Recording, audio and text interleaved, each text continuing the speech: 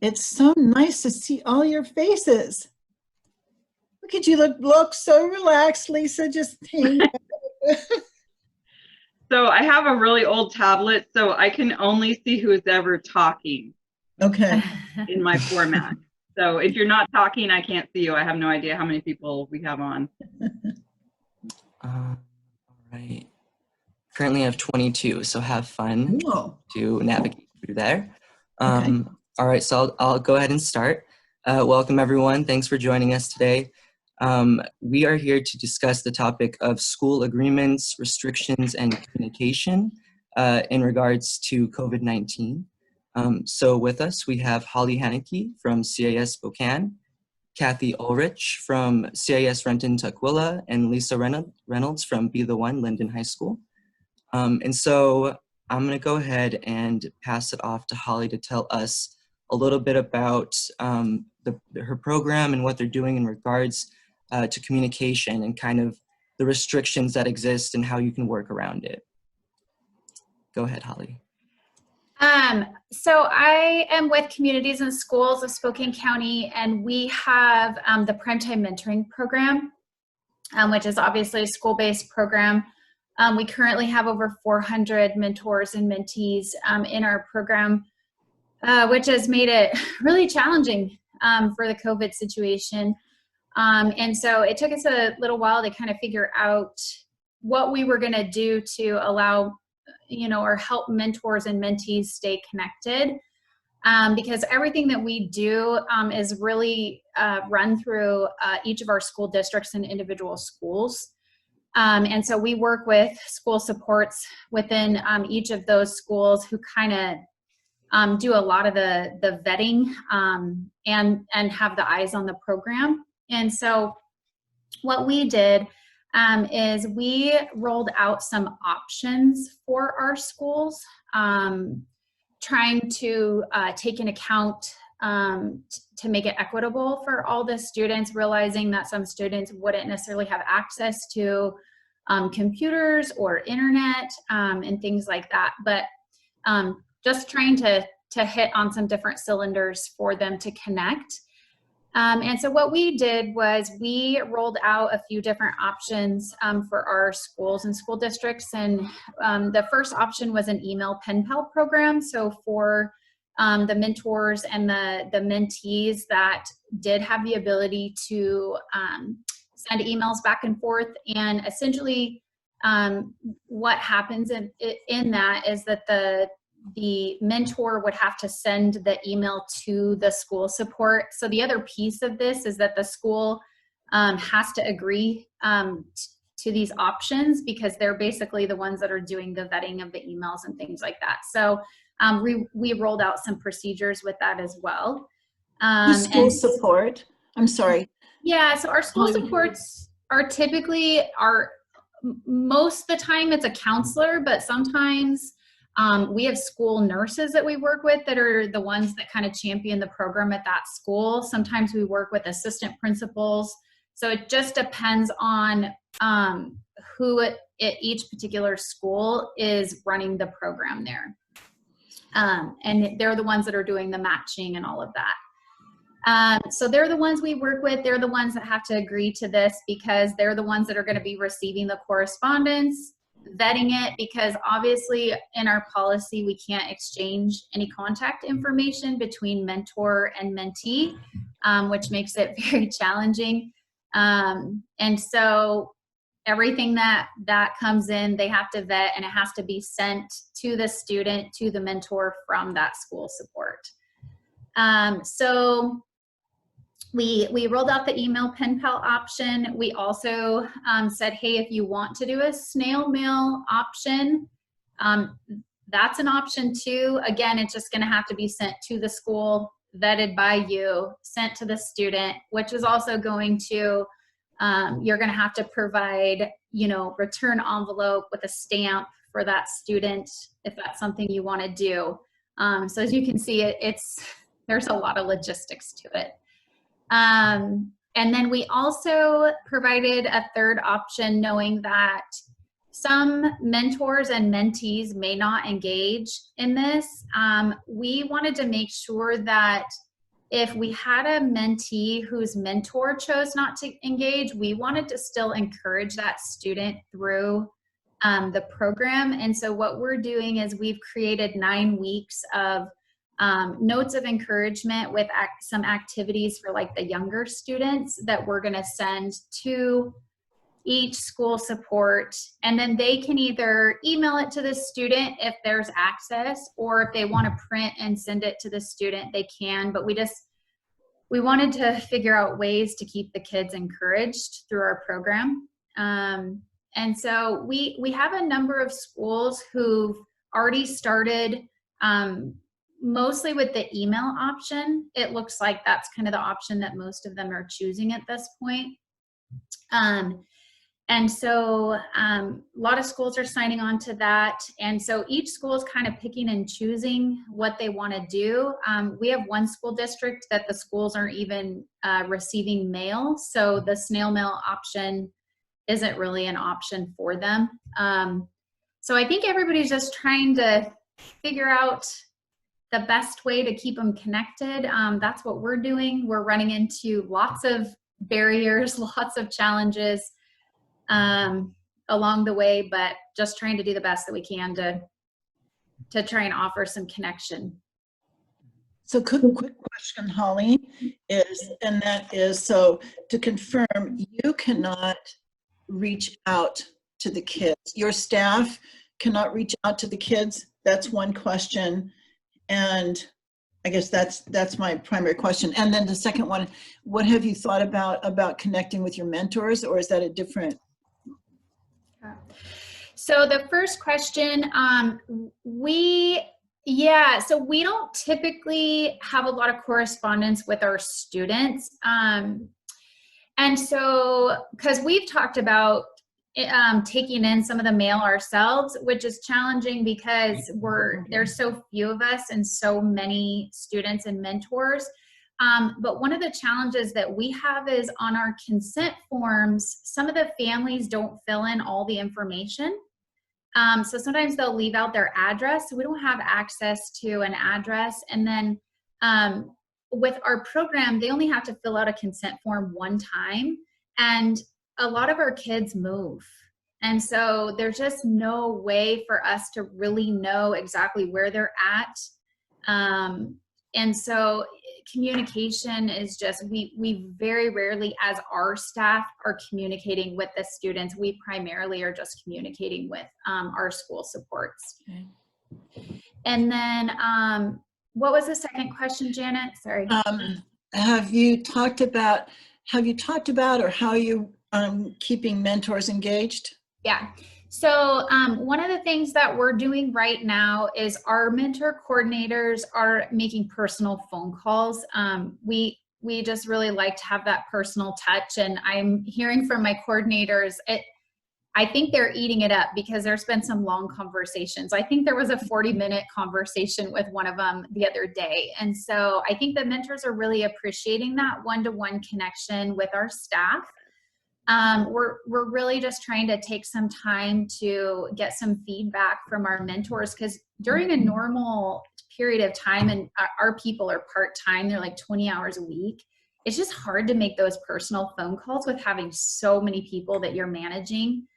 And then what we're trying to do too is just send out communication to them on a regular basis. We do a monthly newsletter, so just keeping up on those correspondence and just trying to keep them up to date on what's going on is pretty much, the gist of what we've been doing. And then right now we're planning a virtual mentor appreciation, because we know that we're not probably going to be able to have that end of year appreciation. So we are putting together some videos with some of our school supports on just having them say thank you, and the impact that it had in their school and on their students. So just putting together some different things that we can do, something virtually for them at the end of the year. Okay, cool. I don't know who's. Thank you. Thank you. Appreciate that.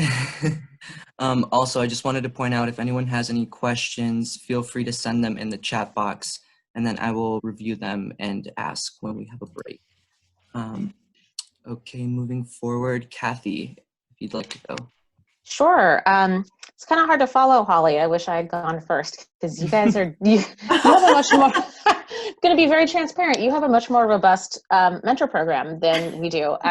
So I'm also from Communities and Schools from the Renton Tukwila affiliate, and we have about 40 mentors. So 1/10 the amount of mentors that Spokane Valley has. I would say yes, I would say equity being foremost in our affiliate's mind, because the majority of the students we serve are low income and have restricted capacities and restricted assets and resources. All of our Pen Pal, it's purely an analog Pen Pal program. It goes entirely through our admin office, actually. Our admin team is our executive director, our program manager, and myself. And our program manager and I share the mentor program. And so mail comes to our office, and then we vet it, and then we mail it off to the student. And our programs manager has connection to Skyward, the district's database, so she's able to send them directly to students.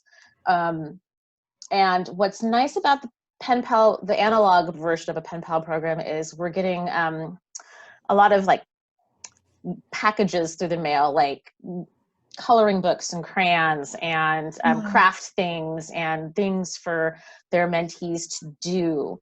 I think maybe the biggest, I don't want to say hurdle, the biggest teaching point we have for our mentors is helping them understand not all mentees are going to get back to them, even though we encourage folks to include self-addressed stamped envelopes in with their package. If they don't, we supply the self-addressed stamped envelopes for them.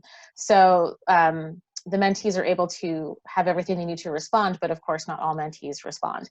And so coaching mentors through that of just because the mentee is not responding doesn't mean the mentee isn't truly appreciating it and truly wanting it and wanting that outreach. We do have a couple of email connections, and those are really the mentors who've been mentoring their students for a long time. We have a couple like high school seniors and their mentors who have been together since that student was in elementary school. And so it's those are relationships that we've watched over the years and really trust. And so they do email back and forth real time, but they always CC Fawn, our programs manager, so that she's reading everything in real time as it comes through.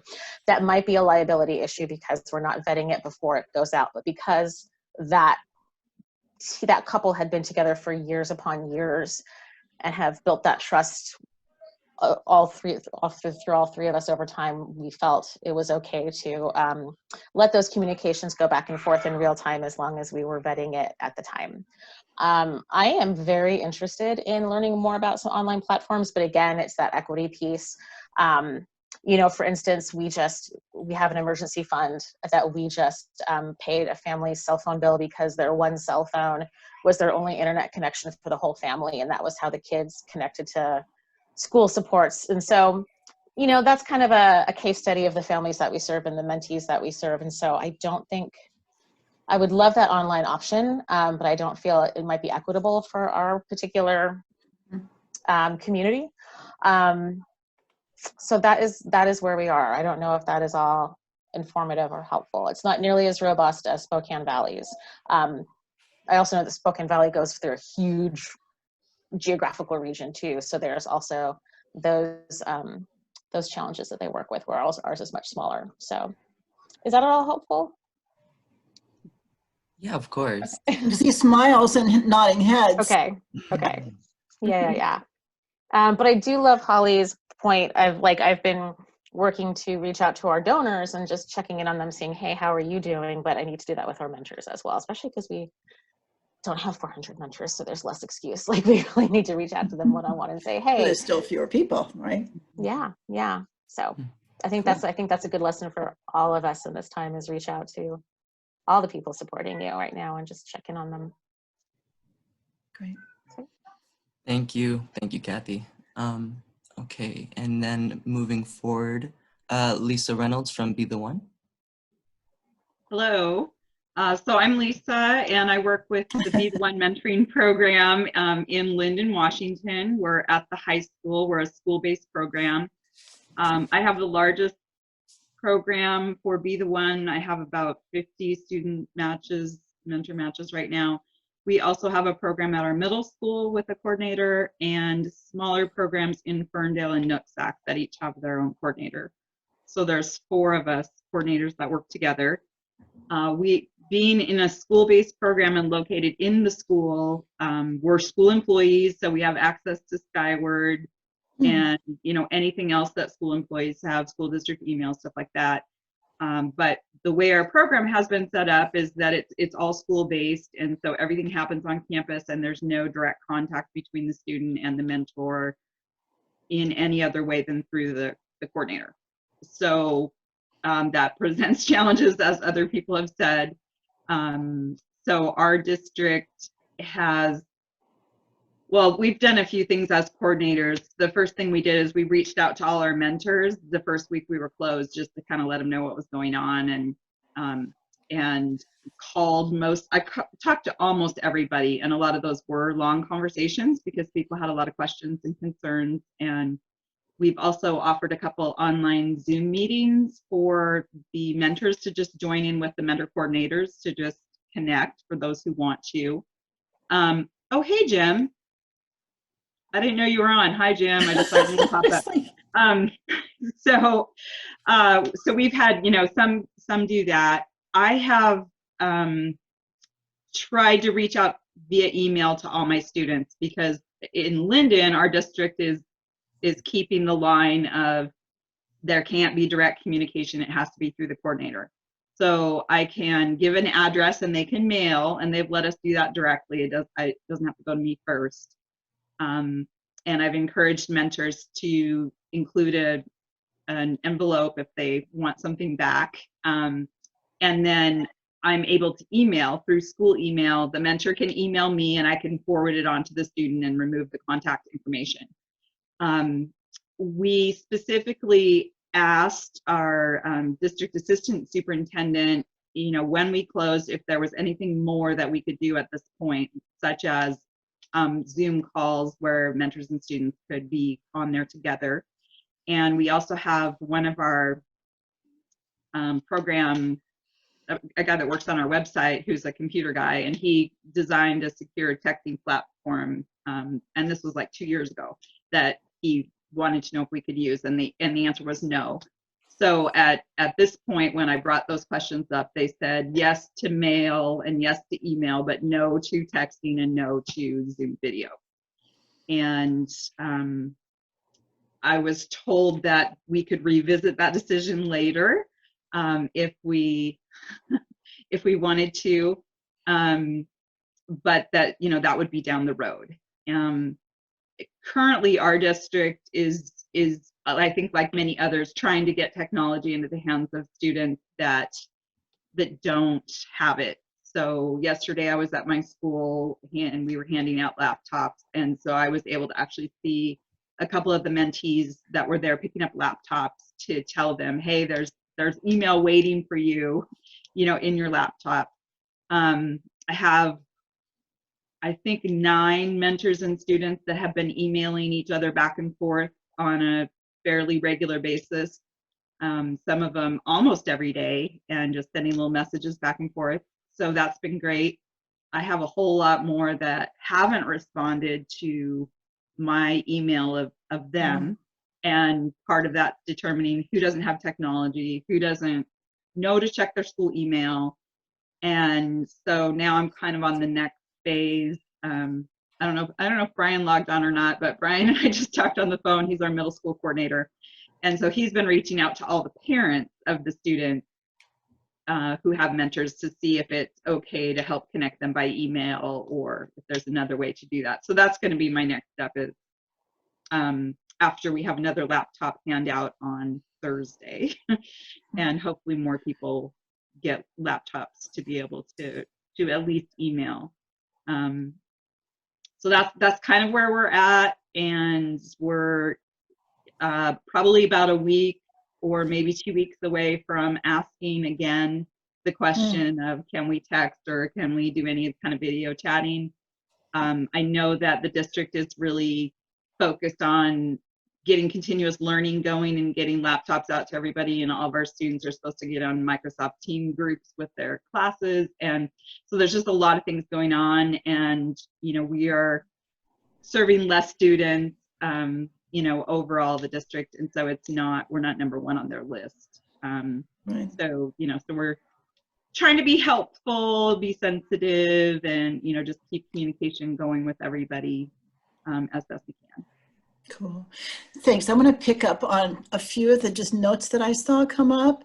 Heather, Heather and Liz and maybe Michelle. Heather, will you tell us, I thought you said you had something about you could go ahead and Zoom, or you had approval. What was that like?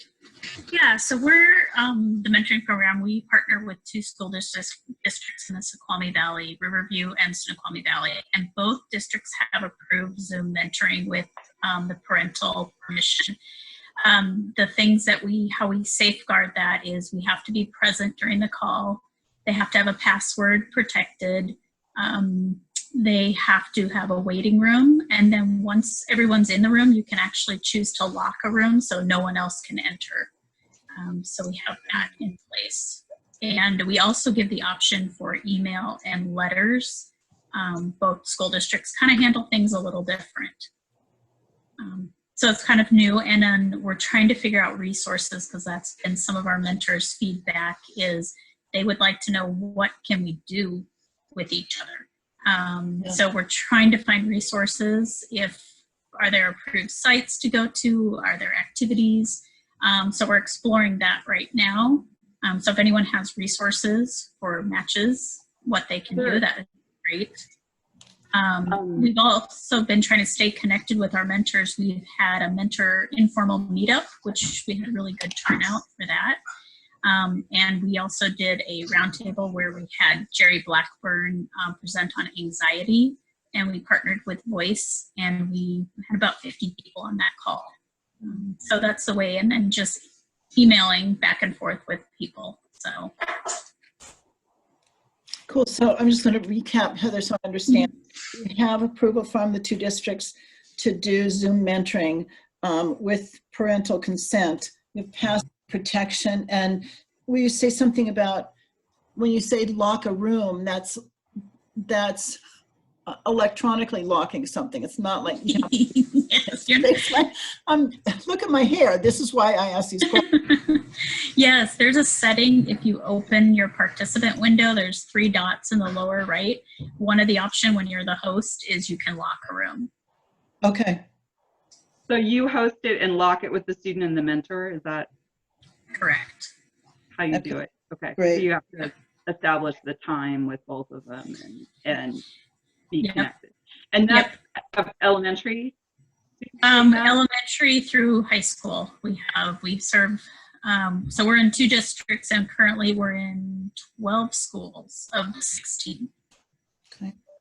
And Liz, I think, I don't know you, but you with the duck hat on, you had some comment as well, please. Oh, so we've been doing, for our elementary school program, we've been doing the Zoom conference calls, scheduling with our mentors and our littles, and similar to like what everybody else is doing, we're staying on the phone call with kids. We're also doing conference calls too, just over our Google phone numbers, just because we don't always have people who have tablets that they want to use, or they don't necessarily feel safe using Zoom.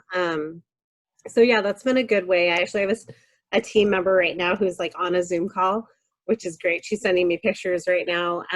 So it's been a pretty good tool for us. I would say probably out of our 135 elementary school matches, we've probably only done about 20 calls, which has been hard. We're having a really hard time gauging the needs of families, and so we're really hoping, and I'm hearing that from a lot of people too, especially when it comes to technological needs. Like we can't get people, voicemails are not, set up, or emails are dropping off or bouncing back to us. And Right. so one of the things that I'm really hoping that we can do next week is actually send out, and we just to offer some context, my team who works in Tukwila and Seattle Public Schools with 3 elementary schools in total are doing like weekly like newsletters for all of their kids, and they create like a YouTube video where they're saying hello and it's a personal greeting, and then they have different themes for the week that kids are following. But one of the things that we hope we can do soon is actually snail mail that email or that newsletter out to families, but also include a postcard that our kids can send back to our office to their mentors, because they can't send it straight on to their mentors. They're not allowed to have that information. But additionally, around the needs of families, we're hoping that families, we can also have a postcard in there regarding the needs that families are having. So if they are needing access to food, if they are needing access to technology and they're not getting that information from us or those resources from us or somebody else, they can at least let us know, because we are having that digital divide of people not being able to get back to us. So we're hoping that those postcards can come back and we can, how we all are with families, like sometimes the phone number isn't the right phone number anymore, the email isn't the right email anymore. So trying to get like the most up-to-date information and needs that families have that we can serve them. So let me ask Liz quickly, because I don't know if I heard correctly. You can have the Zoom meetings, are they with staff and mentors? Because I thought I just understood you couldn't have it between mentors and mentees. Please. Right. So my staff are in those meetings with those kids and the mentors, because they can't have any email access. They can't have any, they can't have any phone numbers. So they can have Zoom access between the 2 of them with you there. We set it up, and so we give them the link and everything, so they can't like set up their own Zoom meetings with one another. We have to be the ones who set that up. Okay. And school districts, again, are Tukwila. One of the things that I'm asking about school districts for is for those of you who have districts that are just saying no contact, perhaps you can say, well, this district, you could contact this district and this district and see and talk. Quite frankly, these kids we're serving these kids in these schools, right? But they have their own registration forms through us. And so this is not a school, we don't work for the school. We partner with the school, but our programming is Big Brothers, Big Sisters. It's not, we haven't asked Seattle Public Schools or Tukwila or Bellevue if it's okay with them, because it's not their program. Got it. And somebody whose name came up as M. Michelle, I saw a comment earlier, and I don't know if Jim Burns is on or one of the other ones. There you are, M. Michelle. I see you. Did you have a comment or a question or something that you, I thought that you wanted to add? Yeah, I heard if we could raise our hand if we have a couple of resources. Can you actually hear me? Yes. You can? Yep. Okay, great. So we have been working with Mentor, the National Mentoring Partnership. Mm-hmm. Sorry, I'm getting a little feedback, so I might have to move our screen. Hold on.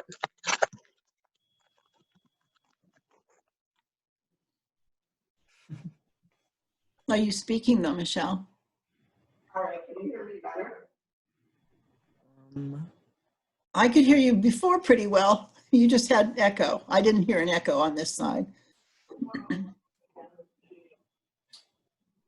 While Michelle figures out her audio, Wendy, would you like to speak for a moment? Sure. Can you guys hear me? Yes. Okay. I work with Michelle. We're with I Could Be, and as Michelle was saying, we just launched with Mentor a free virtual mentoring portal. Have all of you, have any of you heard about this? We sent that out to everybody on our list. I mean, some of that is lost. It is a platform, so you can say that a platform that takes in kids 13 and over. Yes, that's right. So basically what we did was we took the current I Could Be program, which is a program for teenagers 13 or older. We currently work with entire classrooms and teachers across the country, and we have a full curriculum. And what we did was we wanted to turn around really quickly, meet the needs that a lot of nonprofits are experiencing to keep their relationships connected right now. And we got a portal up and running and basically made available using our full program and full curriculum, or just using our email functionality. There are definitely some challenges, as some of you have noted. A lot of the kids don't have computers, they don't have access online. So we're hoping to work with organizations that can get some of their kids online. And some of the benefits of our platform compared to, say, Zoom or some of the other, just using like direct email, is we have a lot of built-in safety and security features. Our program actually is usually anonymous, so the mentors' information is not shared with the mentees, and we have a lot of safety screens online that filter out information, filter out keywords, that ensure that they stay safe online. So it's definitely not for everyone, but if you have a program or you have mentors and mentees that you think might benefit, if you go to mentoring.org/VMP, and Victor, you might have some information you could share later. There's an FAQ, there's a sign-up sheet, and we're doing our best right now to accommodate as many people that are interested.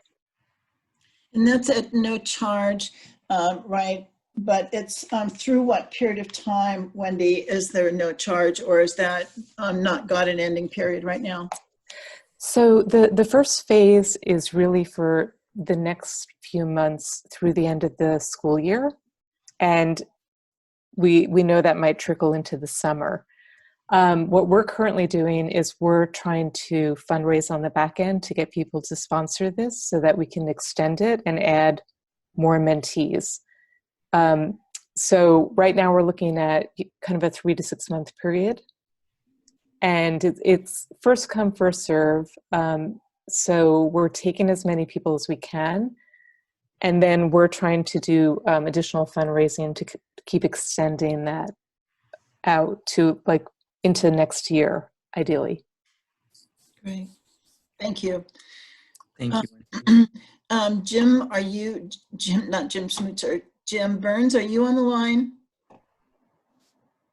No, I don't think so. He sent something the other day. Okay, So if I could for a moment, I just want to share my screen to show you guys how to access what Wendy was just talking about. Okay, so if you go to mentoring.org, you'll see this when you first arrive, and you can click Learn More. That will take you here. You scroll down, and this is the virtual mentoring portal that was mentioned. So you can click this. And after it loads, it tells you a little bit more about the portal, and you can fill out an interest form here. And then here's a little video on the portal. cool.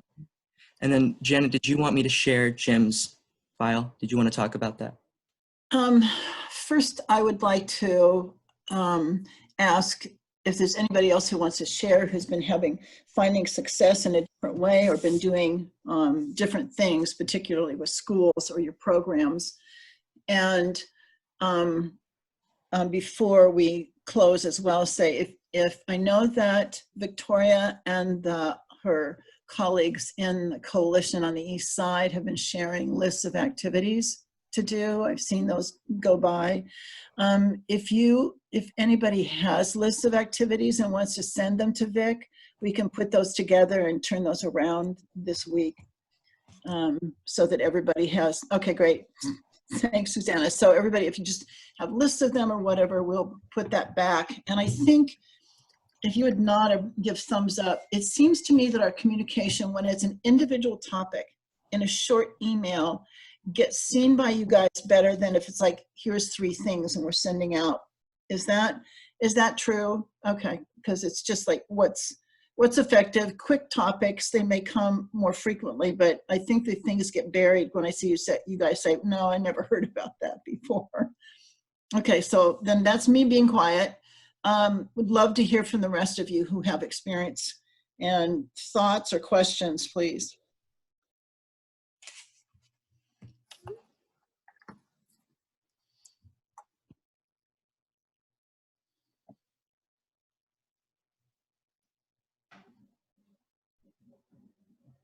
Cool. Send it. Ashley says she does. That'd be great. Jolynn, thank you. And just keep sending them to Vic. Vic, will you pull up that tips that I sent you the other day that was tips from Mentor? Mentor has this whole section COVID-19 on their website. Yes. Lots and lots of stuff to move through, sometimes just overwhelming. And I liked this one piece. Vic, can you scroll down? Keep scrolling.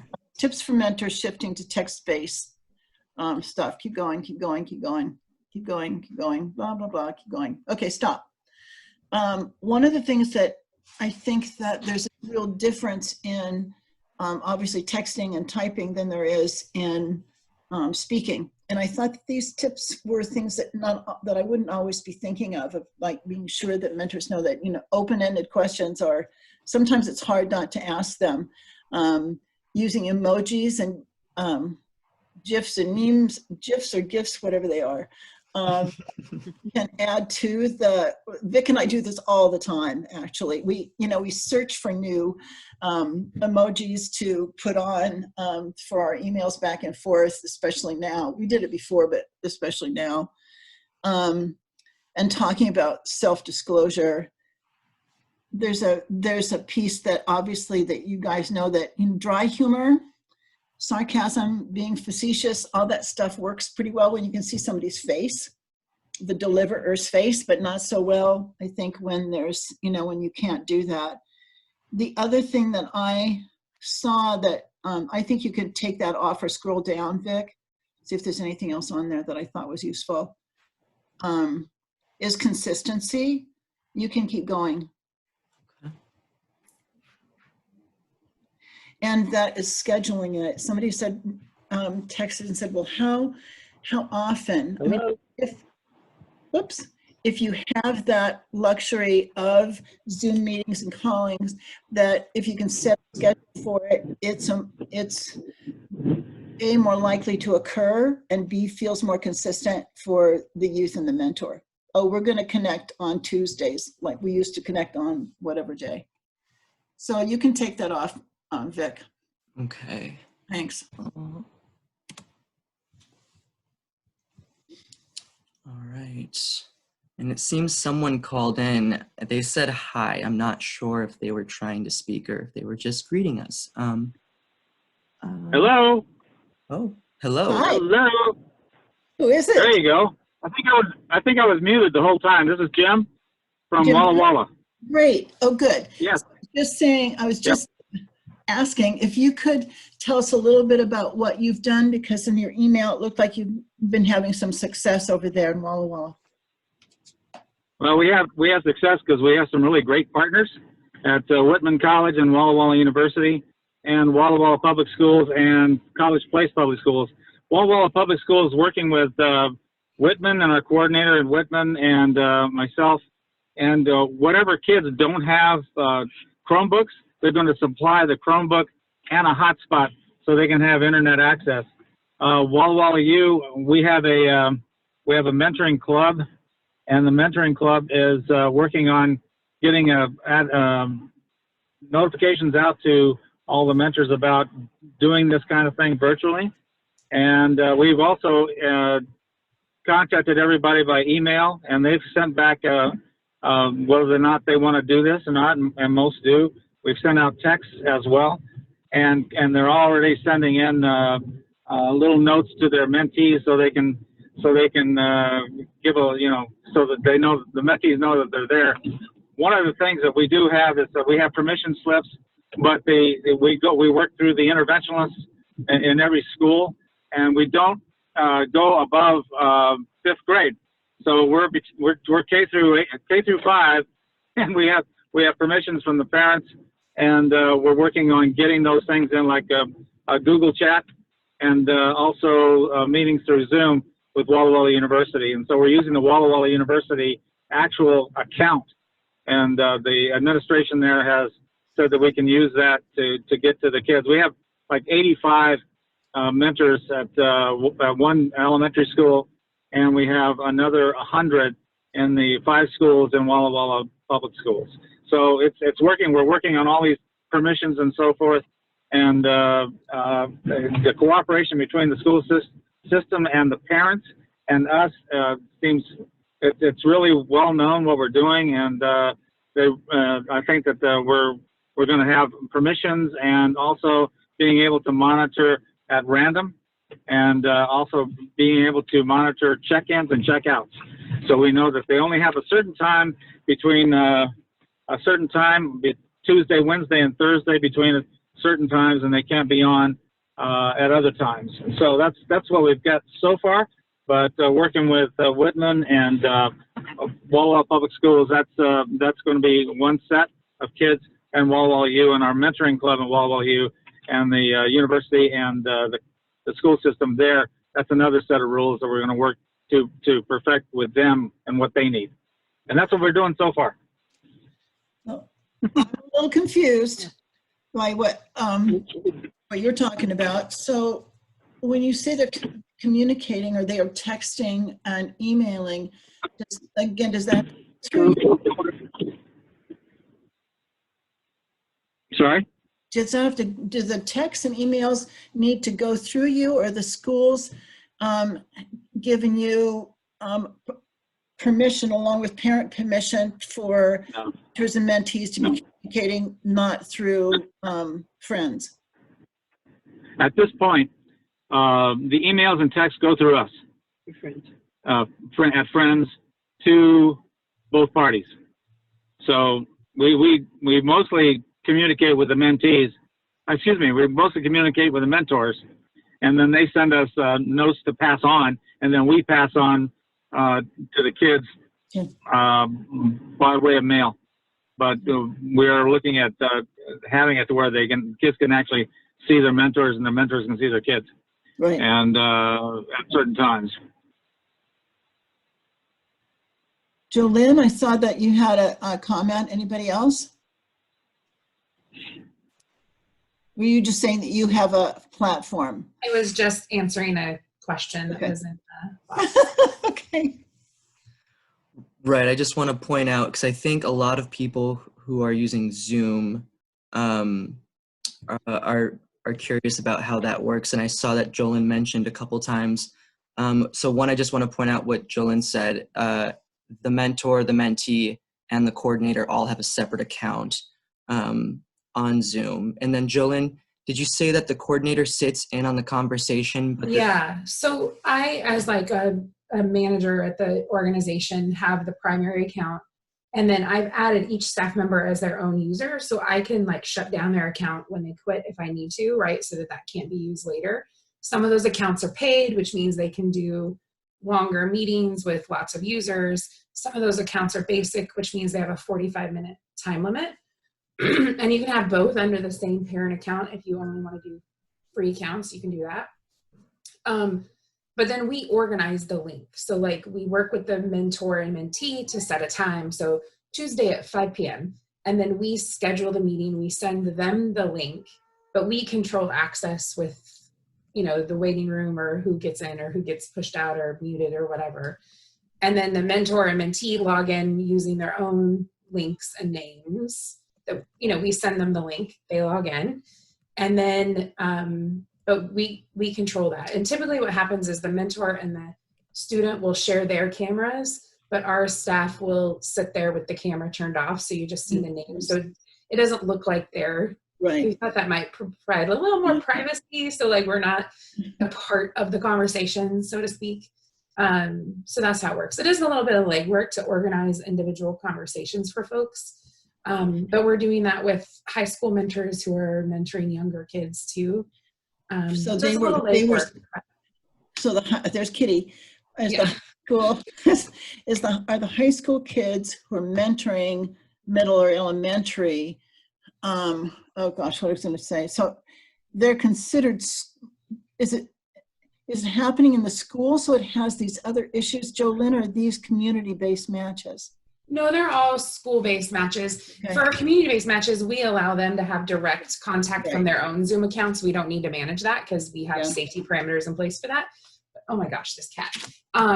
But for our school-based matches, that's where we set it up and host it and organize it. Did you have to go through the school districts because you have multiple schools district to do that? No, I have 8,500 school districts I work with. There's no way. Yeah. But parents have given us permission explicitly to work with our program. So Okay. we have direct contact with them. And since we are not, we're not paid by the school, we're not school staff. But the schools know what we're doing. Like we haven't Right. kept it a secret by No, any you're means. not. Yeah. Okay.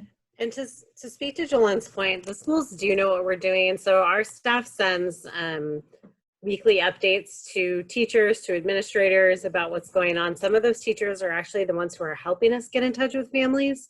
So the schools do know what's going on, and at least from Seattle Public and Tukwila and Bellevue right now, there seems to be no issues with that, in terms of Zoom. Yeah, we've had no pushback from districts or school staff at all, like zero. Yeah.